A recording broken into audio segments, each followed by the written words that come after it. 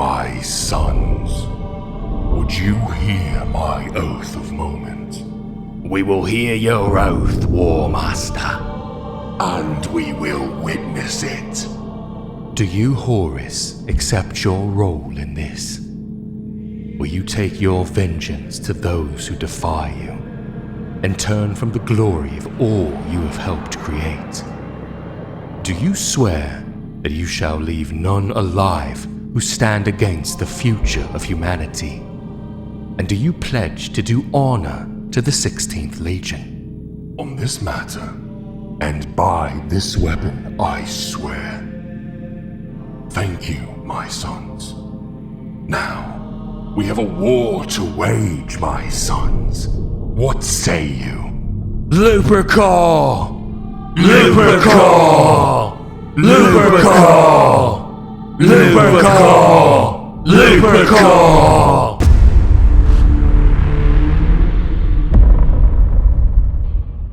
In order to understand the events of the War Master Horus Lupercal's fall to chaos, we have to go back into the midst of the Great Crusade, and we have to turn our eyes upon a different Primarch and chapter entirely.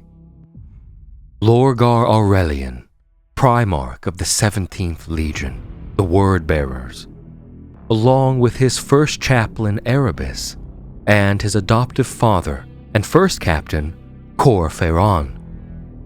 These were the men upon whose shoulders the burden of heresy would fall.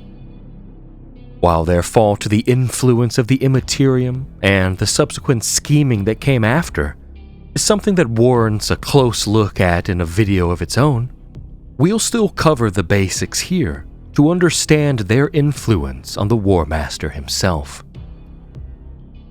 The Primarch Lorgar was always a deeply religious person, so it is of no surprise that after being reunited with his father, the Emperor of Mankind, on Colchis, he would begin to adorate the Emperor as a god. But it did not stop there. He would go on to pen the Lectitio Divinitatis, the religious book that became the foundation of the widespread worship of the Emperor as a god that we see across the 41st millennium. During the Great Crusade, worlds conquered by the Word-Bearers weren't just brought into imperial compliance. They were taught the Lectitio Divinitatis and to venerate the god Emperor. Despite the Emperor's protests to this notion, Lorgar continued all the same, and so, the Emperor would have to put a stop to it himself. He commanded his 13th Legion, the Ultramarines, and their Primarch Rabute Guilliman to utterly annihilate the cities upon the planet Kur. Kur had been brought into compliance by the Word-Bearers 60 years before. Since then, its cities have been filled with temples and monuments to the god Emperor. Its destruction was just the first example the Emperor needed to make. The Word-Bearers would respond to the news of the Ultramarines leveling Kur in mass. The entirety of the 17th Legion materialized from the warp into the orbit around Kur. They received a single Vox communication: to gather upon the planet's surface. And gather they did, atop the rubble of the once beautiful city of Monarchia. Lorgar and all 100,000 of his sons waited for an explanation to this madness. The first to arrive were Malcador the Sigillite and Rabute Guilliman. Malcador tried to reason with Lorgar, but his words only earned a blow from the Primarch. Then, in a blaze of light, the Emperor himself descended to confront his son. With a single thought, the Emperor psychically forced Lorgar and his 100,000 to their knees in subjugation, commanding them to abandon the notion that he is a god and to expunge their religious ideologies from their minds. Lorgar rose in fiery defiance of his father's words. I will not be silenced because you do not like the melody of a single word. In your grip, 1,000 worlds turn. By your will, 1,000,000 vessels sail the void. You are immortal, undying, seeing all and knowing all that transpires across creation. Father, you are a god in all but name. All that remains is to confess to it. You are a god! Say the words and end the lie! But Lorgar's words did not sway the Emperor. He continued to chastise the word-bearers, naming them the only legion to fail him, calling out their worship of him as the antithesis to the very point of the Great Crusade. And then, in another breath, he was gone. The word-bearers were wounded and insulted to the very core of their pride as they returned to their ships to figure out what would come next.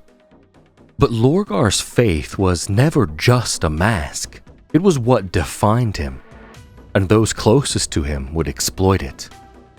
Cor Ferron and Erebus, his oldest companions from Colchis, told Lorgar the truth of the old faith of their homeworld. Before Colchis was brought into Imperial compliance, they had worshipped the dark gods of the warp.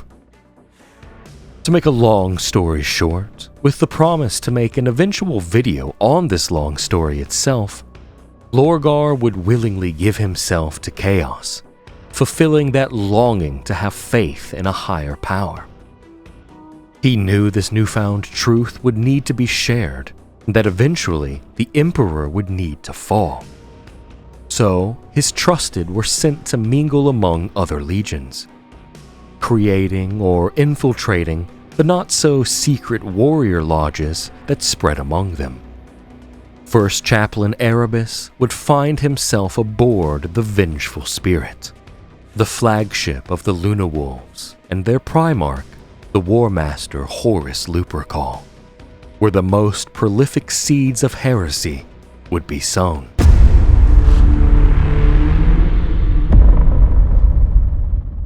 It was after the triumph at Ullanor that the Emperor named Horus War Master, giving him authority of all his brothers and their legions to continue leading the Great Crusade while the Emperor returned to Terra. Horus was unmatched in charisma, tactics, and statesmanship, everything a leader of men could and should be. But perhaps his greatest strength came from his ability to humbly heed and take the advice of his most trusted advisors, namely his Mournival, which consisted of First Captain Ezekiel Abaddon, Captain of the 5th Horus Aximand, Captain of the 2nd Tarek Torgadon, and eventually Captain of the 10th Garviel Loken, who took the place of the fallen Captain of the 4th, Hastur Sejanus. Sejanus' death, during compliance of the planet dubbed 5319, struck an absolute grief within Horus. He had loved Sejanus like a son. But the advisors, friends, and sons of Horus's inner circle wouldn't end with the Mournival, though none would be as historically significant as the word-bearer's first chaplain, Erebus. Erebus's temperament and way with words made him an excellent emissary for the 17th Legion, and he was often sent to broker terms or deals with other legions.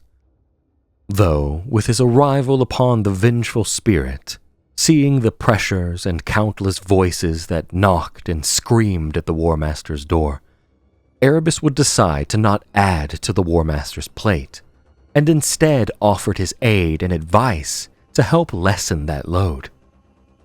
This gained him immediate favor with the Mournival and Horus himself, and his welcome into this inner circle would change the course of history.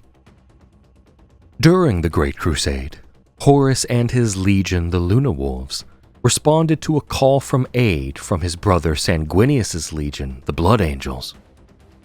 The call hailed from a planet that would go on to be called Murder. Murder was home to a Xenos species known as the Megarachnids, spider-like giants made of chitinous armor and sharp claws. The Luna Wolves aided the Emperor's children on this planet in recovering the fallen Blood Angels and fighting back the Megarachnids. But upon their return to orbit, they were greeted by familiar and yet unfamiliar ships. These ships were crewed by a lost branch of humanity called the Interex, and they had come to murder, questioning why their warnings about the planet they imprisoned the Megarachnids on had been unheeded. Both branches of humans were quite intrigued with the other. The Interex invited the War Master and his legion back to one of their planets, Zenobia, so that they may talk and learn of one another. Erebus urged the War Master to agree, and so he did. On Zenobia, they learned more about the Interex and how they had long ago warred with an alien species known as the Kinebrock. But after that war's end, they had become allies. When touring a museum of their history, they were shown some of the Kinebrock's old weapons, which were now forbidden in their use. The blades were made of sentient metal and called Anathames. These blades, once chosen for a victim, became their nemesis, driven by a malign sentience bound to the kill. This was of course the work of chaos, but the Imperium was still yet unawares. The weeks would go on, and it would become clear that the Interex had a fairly negative view on the Imperium, and talks of alliance were not going well, and talks of compliance were completely out of the question. Horus was quick to stay his hand and the hands of those who wanted immediate conflict with the Interex, insisting that diplomacy was the best way to show them that they weren't who they assumed them to be. The War Master attended dinner one evening with the Interex's Commander General at the General's home, with members of his Mournival and their companies on guard duty. But peace and dinner would not last long before the Interex began attacking the War Master and the soldiers of the Imperium. Loken and Torgadon would fight their way to the War Master and rejoin with the rest of the fighting out in the streets, clearing a path back to their ships for extraction. They would learn the Interex had accused them of stealing one of the Anathames and wouldn't abide by any chaos corruption. Though Horus insisted this was a lie, and to him it was neither he nor his legion that would have committed such an act, the Interex were no longer willing to talk. The vengeful spirit returned to Imperial space, and the War Master contemplated what was to come next, though it seemed inevitable that war with the Interex loomed on the horizon, all over a lie of a crime he did not commit.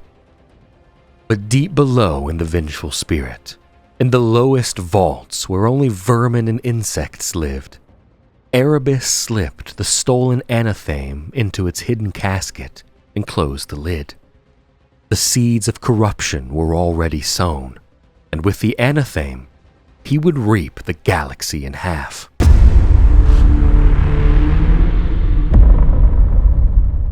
Months had passed since the War Master and his Luna Wolves, now renamed as the Sons of Horus, had left Interex space and headed for the planet Davin upon Erebus's request to help settle a minor dispute. Davin had been brought into Imperial compliance 60 years prior by the combined forces of the Luna Wolves and Wordbearers, the latter of which remained behind after its conquest to ensure the light of truth and enlightenment was brought to the planet. But in the journey to Davin, the needless bloodshed, the failed attempt at compliance with the Interex, had withdrawn Horus into a sullen melancholy, and more often than not, he remained in his inner sanctum, taking guidance not from his Mournival, but from only the whispers of Erebus in his ear, until at last Erebus took his leave to journey ahead of the expedition to Davin with his own legion. It was at this point that at least half the Mournival Loken and Torgadon were suspicious of Erebus and his intentions. As Horus and his legion finally arrived upon Davin, the War Master began addressing the tribespeople of the planet, recalling the history of their great planet and their compliance into the Imperium. It was during this speech that Erebus interrupted him from the crowd. Despite the disrespect and anger the intrusion brought Horus, he allowed Erebus to speak. The Word-Bearer's chaplain told the War Master that Davin was not in fact compliant. He said that Commander Eugen Timba and the Imperial forces that were left behind on Davin to maintain compliance had turned traitor to the Imperium and the Emperor, and that Timba had taken his forces to Davin's moon in an expedition to make compliant the tribes that lived there. But the tribes had twisted Timba's mind with powers Erebus dared not call sorcery. With this revelation, Horus's rage was brought to the forefront. He promised that he himself would lead the spear tip of his legion onto Davin's moon to tear Timba's head off and feed his corpse to the crows. Despite the protests of his Mournival and advisors against actively participating in the battle to come, Horus would lead it nonetheless. When arriving upon the surface of Davin's moon, Horus and his men were met with noxious fumes fogging the air, and nothing but shallow swamps beneath their feet. And though they didn't know it yet, the moon reeked with the stench of Nurgle. Horus and his Astartes spread out and began pushing through the fog, trying to find the source of a singular Vox signal that emanated from somewhere on the moon's surface. The resistance they met were not of any enemy the Imperium had fought before. They were the remnants of thousands of rotting corpses, risen in undeath and set against them. Though caught unaware, this would ultimately do little to stop the advance of the Sons of Horus, especially with the complement of a Titan legion led by the DS Irae at their backs. They would eventually locate the source of the Vox signal within the crashed Glory of Terra, Timba's colossal flagship. Some members of the Mournival suggested that Timba was already dead due to the crash, and that the Vox signal was likely just automated and had been looping for years. But it was shortly discerned that the signal had only started playing once the Sons of Horus entered the atmosphere, and that someone in there had activated it. It was then Erebus who suggested that they go inside and kill whoever it was. And before any more discussion could be had, Horus decided they would enter the fallen flagship. Horus led the vanguard into the Glory of Terra, spreading troops out within and without the flagship, determined to encircle the traitor Timba before he had a chance to flee. But not before the mighty Titan Legion rained fire upon the flagship in an attempt to soften anyone or anything that may be inside. The further they pushed into the abandoned halls of the ship, the more spotty their own Vox communications became. It hadn't been long since the War Master had entered the crashed ship before the rumbling and screeching of metal began to indicate that the ship was sinking in on itself further into the mud and tipped over entirely. Not even the strength of a Primarch could withstand the weight of a falling flagship. And when Horus tore himself from the wreckage, pulling a jagged piece of impaled iron from his chest, he found himself alone and separated from the rest of his warriors. It would continue the pursuit of the traitor alone. Horus would make his way to the bridge of the ship, and there he would find the slain body of one of his captains, lying at the feet of a bloated monster in Eugen Timba's skin.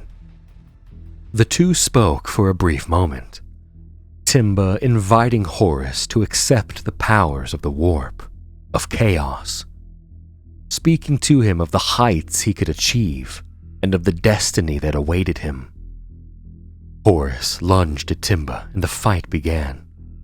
But even as Horus landed the killing blow, he himself was pierced in the shoulder by Timba's blade, and a deep, searing pain, unlike any Horus had felt before, caused him to scream out in pain.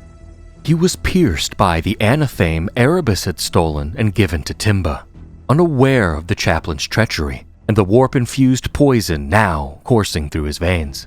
The Mournival would eventually find the War Master on the bridge of the ship, standing over the corpse of Eugen Timba. As they were escorting him back to the dropships, Horus collapsed into a coma. The Mournival rushed him back to the ship's apothecaries, but even they could not understand the complexities of the Primarch's body, let alone what it could even be that was killing him. It was everything they could do to keep Horus barely alive. Days would pass with no progress or answers, and the Primarch's condition only worsened. It was then that Erebus approached the Mournival and the warrior lodge of the Sons of Horus with what he suggested was the cure for the Primarch. Erebus told them that the tribes on Davin, their priests specifically, were masters of the mystic arts and of healing, and if Horus was brought to the temple of the Serpent Lodge, they could heal the Primarch. Though debates of sorcery and religion were made, it was generally accepted that the thought of losing their Primarch outweighed any risks. Though not every brother agreed, there was little they could do to stop it.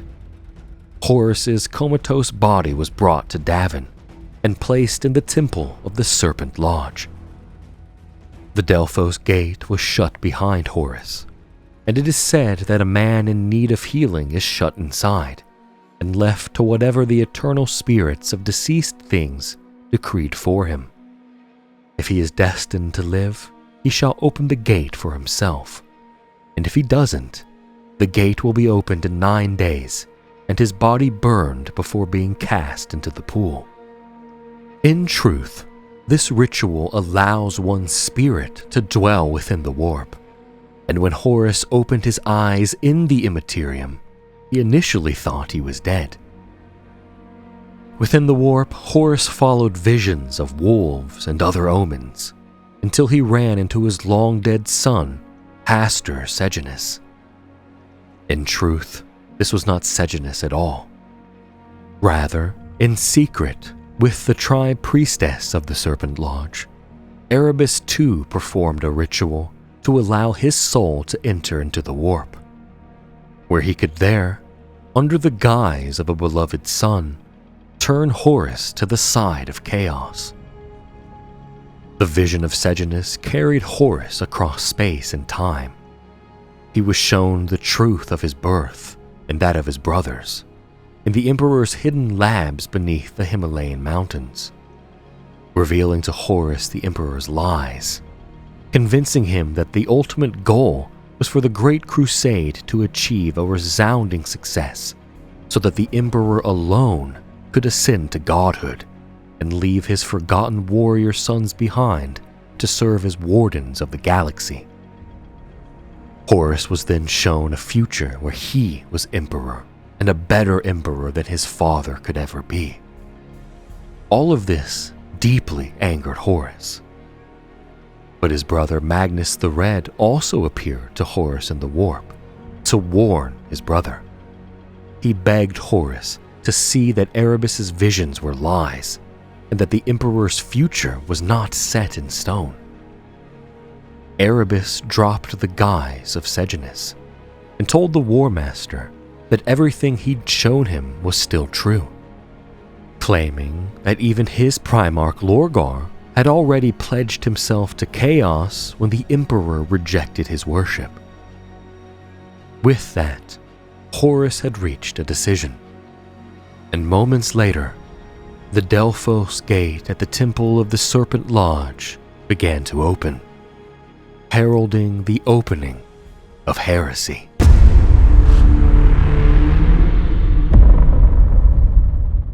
If Horus's fall at Davin was not already complete, it would be sealed in the months that followed, and particularly when he would speak to the demon Sarkel. In the bowels of the vengeful spirit, Horus and Erebus conducted a ritual, using sigils from the old faith on Colchis and from within the Book of Lorgar to summon a demon. This ritual required the sacrifice of something of importance to Horus, the ship's astropath, Ing Mei Sing. Horus did not hesitate. He called, and the warp answered. The demon Sarkel came forth and addressed the War Master on behalf of the Chaos Gods. You are known to us, War Master. It is said that you are the one who can deliver us. Is that true? Perhaps. My brother Lorgar assures me that your masters can give me the power to achieve victory. Victory. An almost meaningless word in the scale of the cosmos. But yes, we have much power to offer you. No army will stand before you. No power of mortal man will lay you low. And no ambition will be denied you if you swear yourself to us. Just words. Show me something tangible. Power. The warp brings power. There is nothing beyond the reach of the gods of the warp. Gods. You waste your time throwing such words around. They do not impress me. I already know that your gods need my help. So speak plainly, or we are done here. Your Emperor. He meddles in matters he does not understand. On the world you call Terra, his grand designs cause a storm in the warp that tears it asunder from within. We care nothing for your realm. You know this. It is anathema to us. We offer power that can help you take his place, War Master. And our aid will see you destroy your foes and take you to the very gates of the Emperor's palace. We can deliver the galaxy to you. All we care for is that his works cease and that you take his place. Thus, Horus Lupercal and the gods of chaos came to an agreement. Naysayers aboard the vengeful spirit would begin to be silenced. He would reach out to his brothers that he knew would turn traitor to the Emperor and be loyal to his cause. Those brothers and legions that wouldn't, he would send on expeditions to distant reaches of the galaxy far from Terra. Finally, he would root out the loyalists that still remained within his and his brothers' traitor legions. And for this endeavor, he turned his eyes upon the Istavan system.